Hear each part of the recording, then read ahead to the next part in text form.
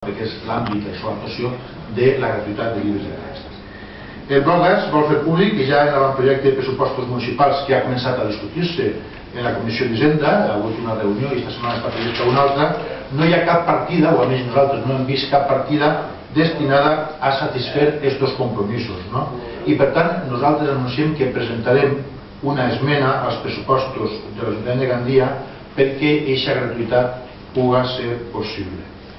El nostre grup, ja per acabar, ja va manifestar, tant en el plenari com en la Comissió de Benestar Social, la nostra predisposició a formar part de la Comissió Especial en el moment en què es constituïsca, fa un any que es va dir que es constituiria, no s'ha constituït, però en el moment en què es constituïa, amb ànim constructiu, amb ànim positiu, amb ànim d'aportar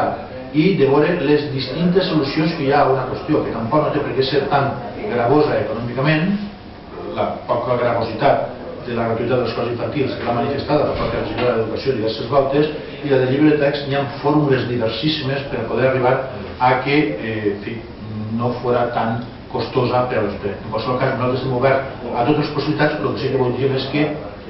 en el nord de la proposta d'acord estaria arribar a això, a la plena gratuïtat dels llibres de text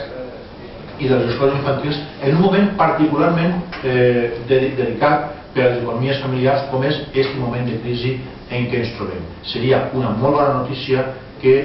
les famílies pogueren tindre les escoles infantils gratuïtes i el llibre de text gratuït, torno a insistir, en el moment en què s'estan arbitrant mesures per tal d'ajudar aquelles famílies amb menys recursos.